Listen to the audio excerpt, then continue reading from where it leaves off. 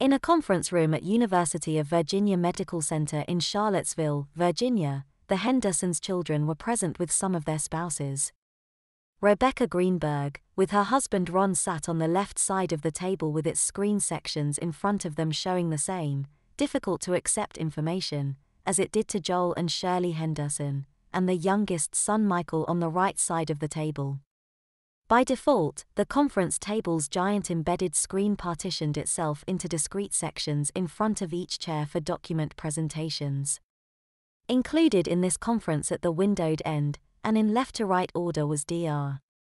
Sihar Mohammed, Director of Neurology, wearing a traditional hijab of black with gold trim, along with an appropriately matching dress, Dr. Gregory Shu, Director of Legal Issues, wearing a dark suit and burgundy tie with gold stripes, Dr.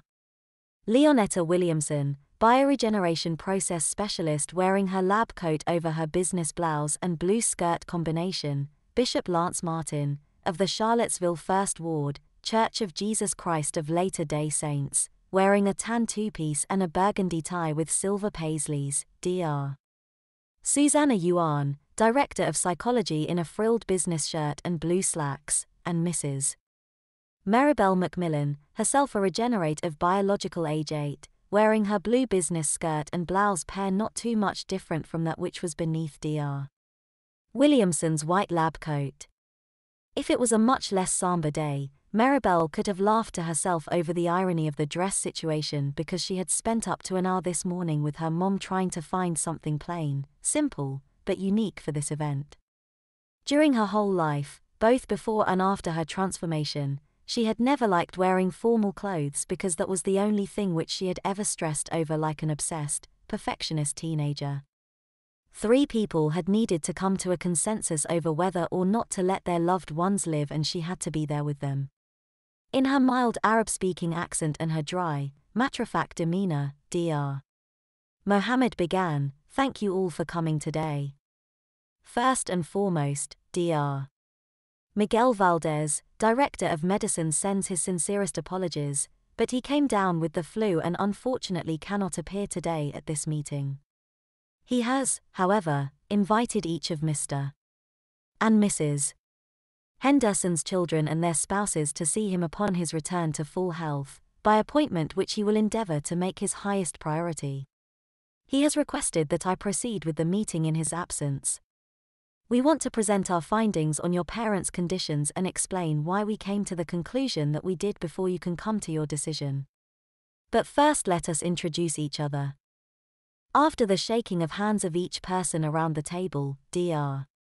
Mohammed began referencing the documents displayed on each participant's screen, and presented the doctor's findings, using doctor's jargon, and pausing every once in a while to explain what that means in non-medical jargon, to the children of both patients and to the other members of the meeting who were not medically trained.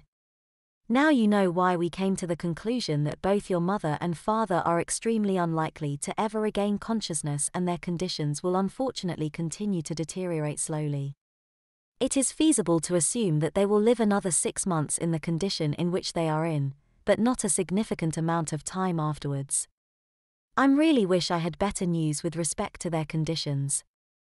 If bioregeneration was not an option, I think we would probably be discussing the possibility of terminating life support for both your parents right now, to be honest.